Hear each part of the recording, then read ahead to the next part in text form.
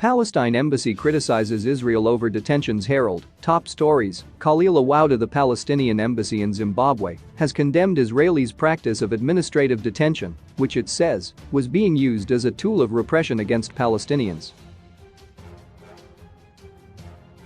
In a statement, Palestinian ambassador to Zimbabwe Tamer Al-Masri demanded the immediate release of all Palestinian detainees who are on hunger strike, including Khalil Awouda, 40, who is now in hospital after an extensive hunger strike for 170 days.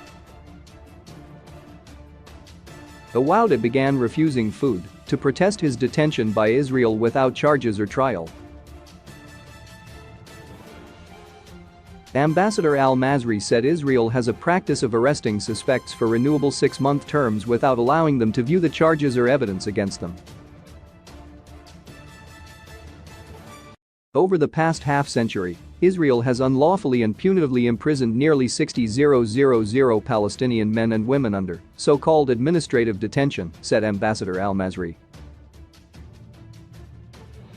Today, in a clear violation of international law, apartheid Israel continues to use administrative detention to imprison more than 500 Palestinians, including 6 children, without charges, without trials, and without convictions, all based on so-called classified secret information that the detainees have no access to. They have no recourse to challenging these undisclosed allegations, and they do not know when they are going to be released. This arbitrary detention is strictly prohibited under international law, including international humanitarian law, he said.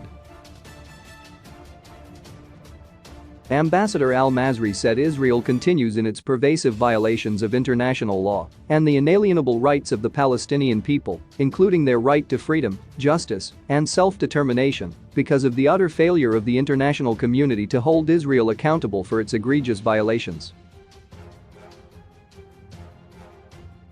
This collective international failure has allowed Israel to, among other crimes, shatter the lives and rights of tens of thousands of Palestinians victimized and persecuted through administrative detention.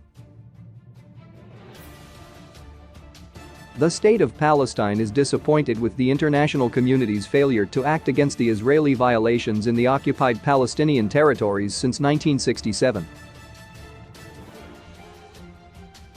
We, therefore, call on the international community to condemn and hold the Israeli apartheid state responsible for its crimes against the Palestinian people, said Ambassador Al-Masri.